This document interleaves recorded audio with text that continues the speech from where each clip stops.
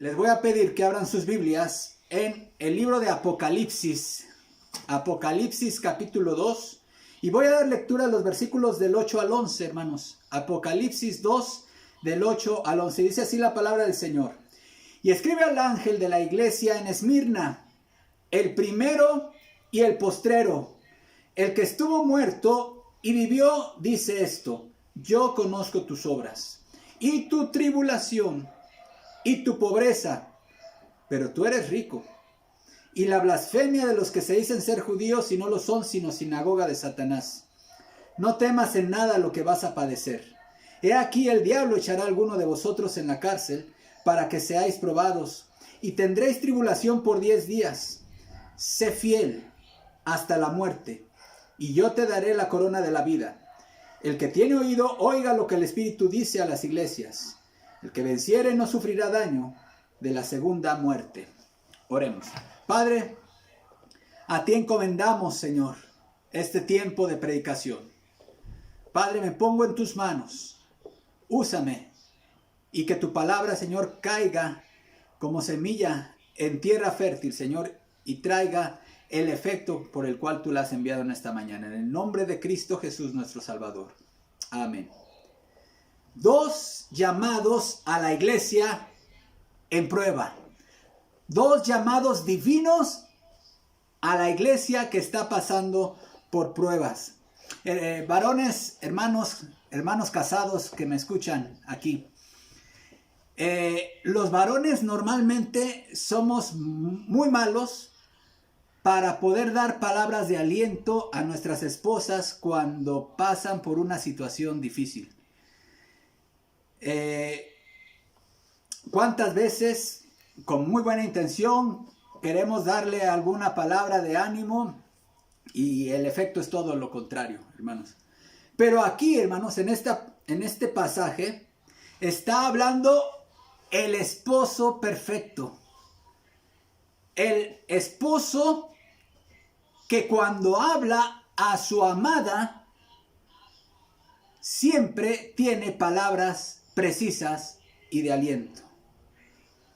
Apocalipsis, hermanos, es el cierre de la revelación. El libro de Apocalipsis es el cierre de la revelación especial de Dios para la humanidad. El paralelismo que existe entre el libro de Génesis y Apocalipsis, hermanos, nos hablan justamente de que es el libro que completa la revelación. En Génesis se habla de la creación de los cielos y la tierra. En Apocalipsis se habla de la creación de cielos nuevos y tierra nueva. En Génesis se habla de la creación del sol y de los astros. Y aquí en Apocalipsis se nos dice que ya no habrá haber necesidad de sol ni de luna porque Dios va a iluminar la nueva Jerusalén. En Génesis se habla de el inicio del dolor y del sufrimiento humanos, hermanos. Y en Apocalipsis se nos dice que no habrá más llanto, ni dolor, ni clamor, y que Dios mismo enjugará nuestras lágrimas de nuestros ojos. En Génesis se nos habla de la maldición. En Apocalipsis se nos dice que no habrá más maldición.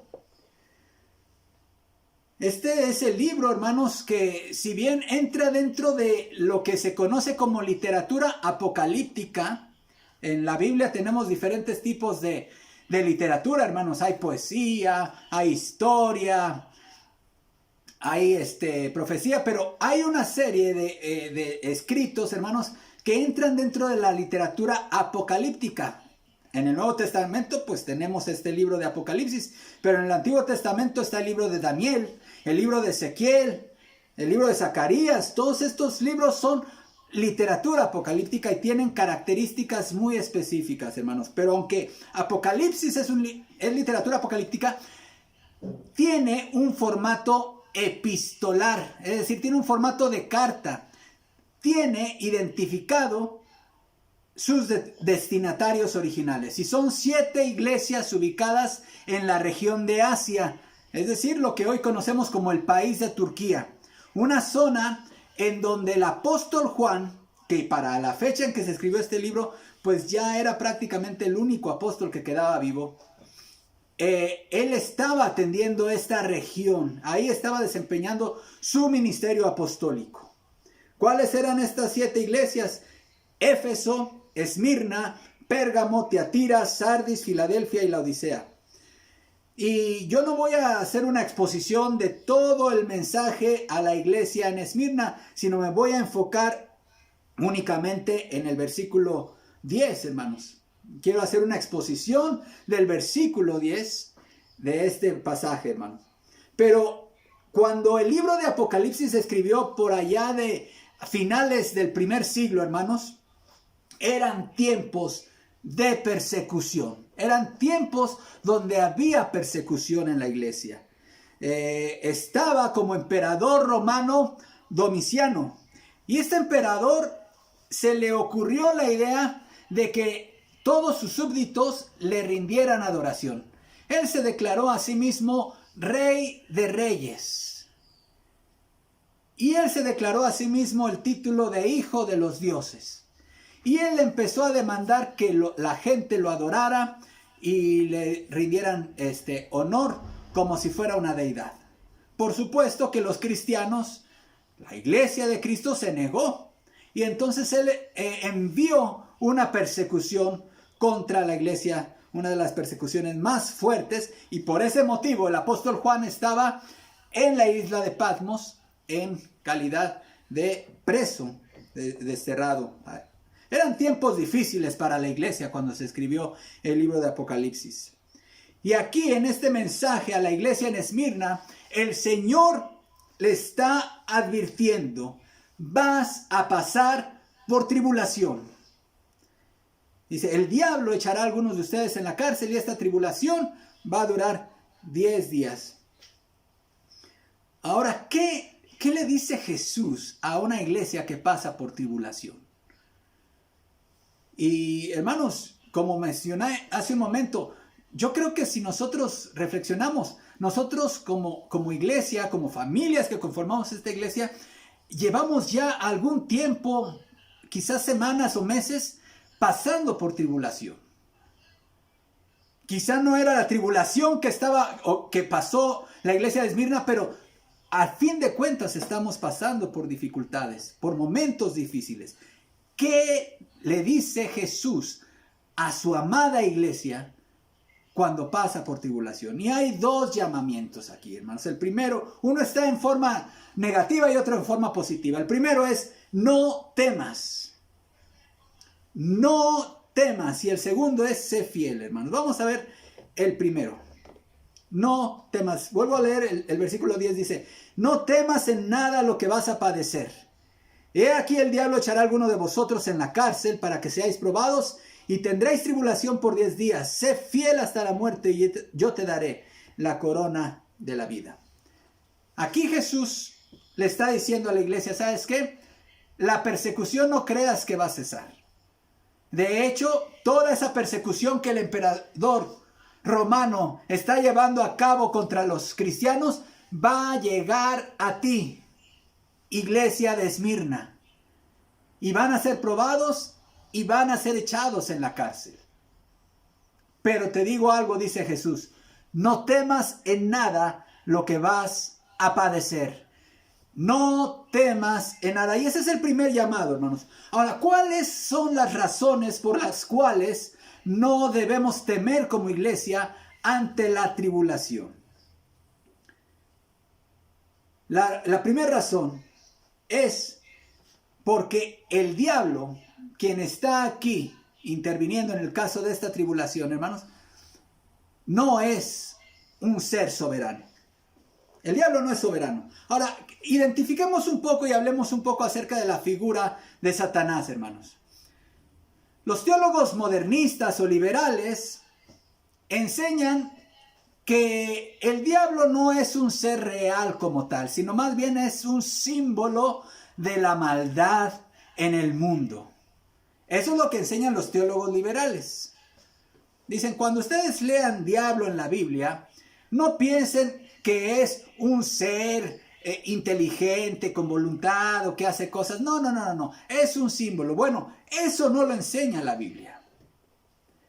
Y eso a lo mejor puede sonar bastante anacrónico, bastante medieval, como quieran decir, ustedes mencionarlo, pero la palabra de Dios se refiere a Satanás en términos personales. Él es un ser creado. La Biblia se refiere al origen de Satanás, a la creación de Satanás en el Antiguo Testamento como un querubín. Es decir, ese sector de ángeles que están directamente en la presencia de Dios. Era un querubín protector, el cual un día pecó contra Dios. Se ensoberbeció contra Dios y Dios lo echó de su presencia junto con otros ángeles que le habían seguido en su pecado. Ahora bien, Satanás entonces es un ángel. Y al ser un ángel es un ser creado. Y él no posee los atributos divinos de omnipotencia, omnisciencia, omnipresencia, inmutabilidad y mucho menos aquellas prerrogativas divinas como la soberanía.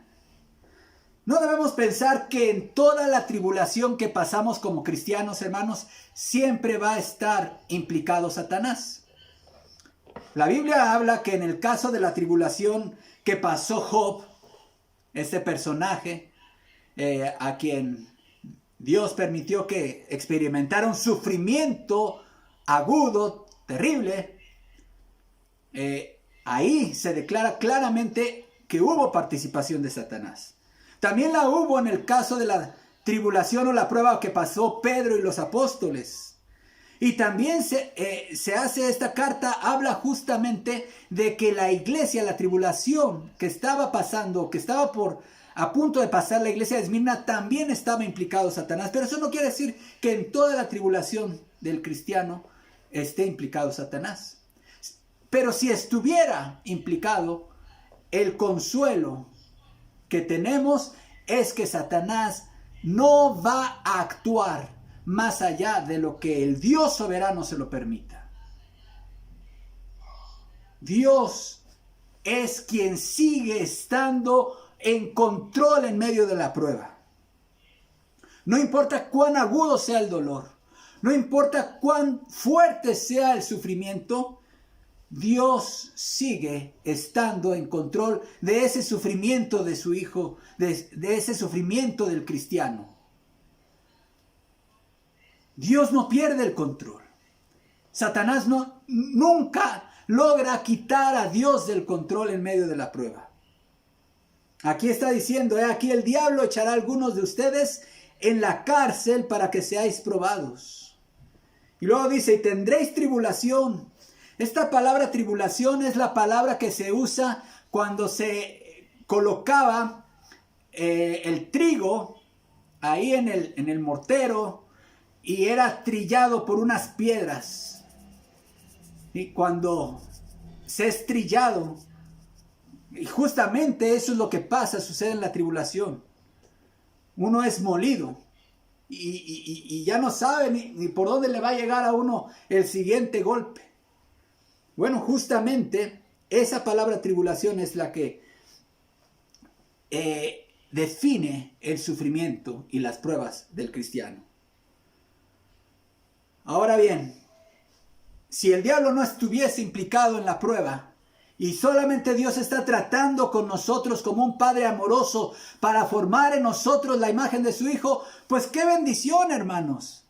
Porque estamos en un sufrimiento provocado por nuestro Padre Celestial que nos ama para un bien superior nuestro. ¡Qué bendición! Gloria a Dios por esos sufrimientos, hermanos.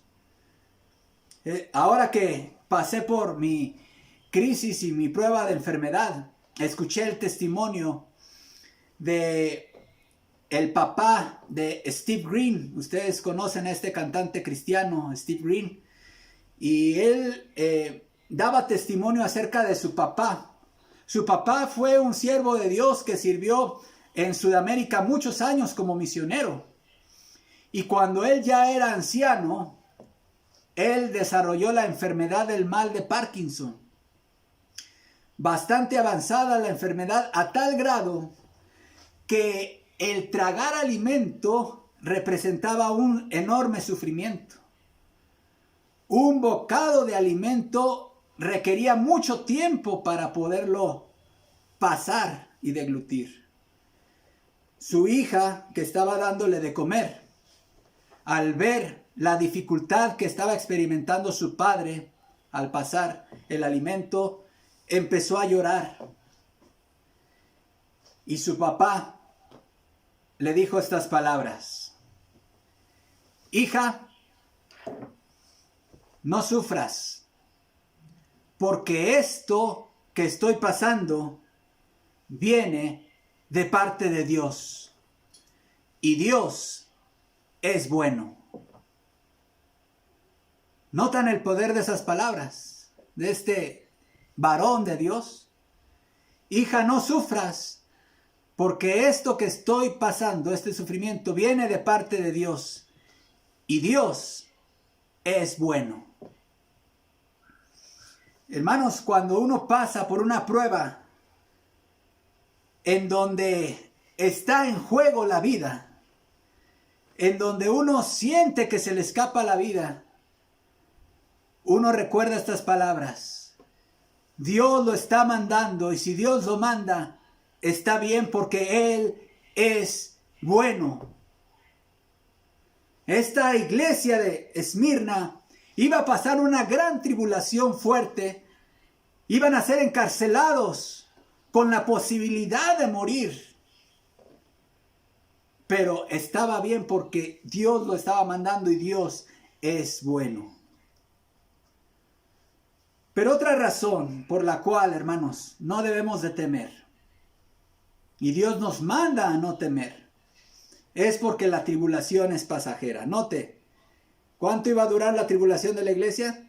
Y tendréis tribulación por 10 días. Ahora, esto parece parecernos un periodo muy corto de tiempo, pero hermanos, hay tribulaciones tan fuertes, tan agudas, que provocan un sufrimiento tan intenso, que muchas veces podemos pensar que esos 10 días pueden parecer 10 años. Estas 3 semanas de mi enfermedad, hermanos, fueron las 3 semanas más largas de mi vida. Fue una tribulación tremenda, pero gloria a Dios, hermanos.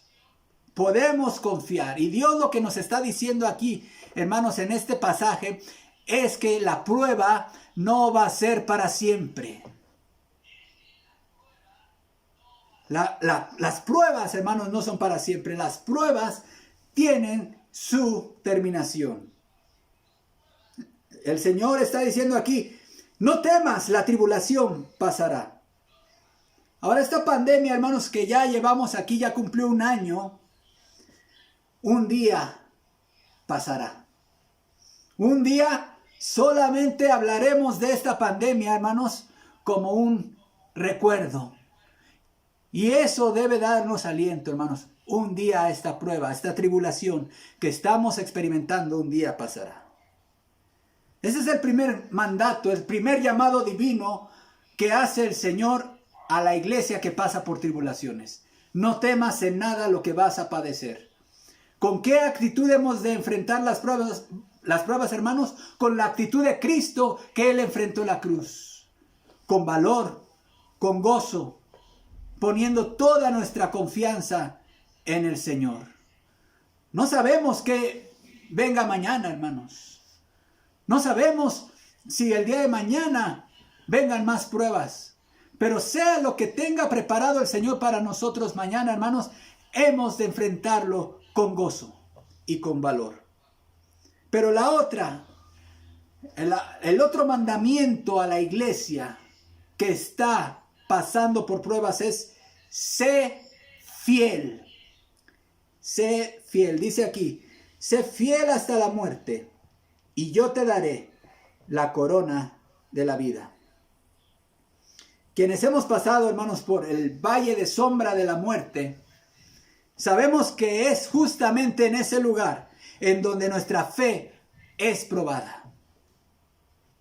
Ahí es probada nuestra fe, pero también nuestra fidelidad al Señor.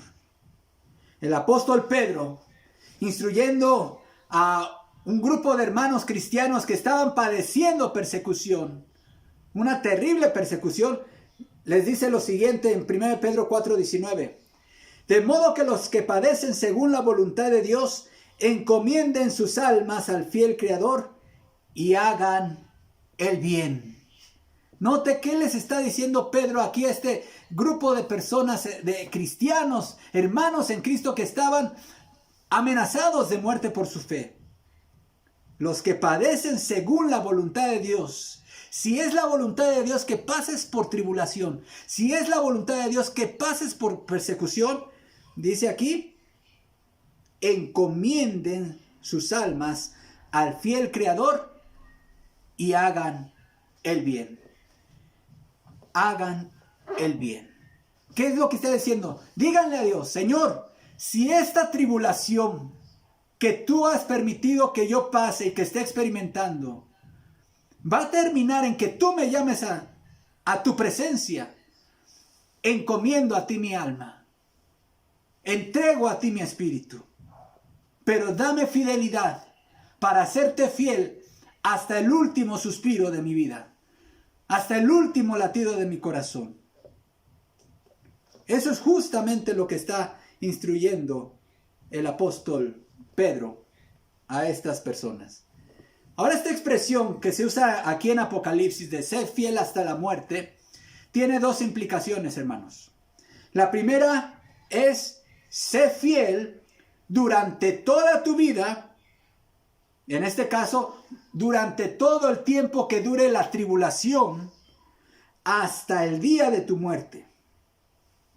Y la otra implicación, hermanos, que tiene esta frase es, sé fiel aunque te cueste la muerte. Sé fiel aunque te cueste la muerte. Cuando Esteban estaba siendo apedreado, hermanos, y ya vimos esto en el libro de los Hechos, capítulo 7, él estaba siendo lapidado por dar testimonio valerosamente de Jesús.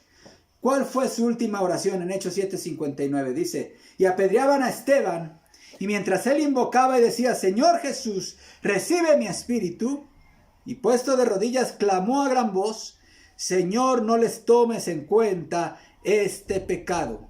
Y habiendo dicho esto, durmió.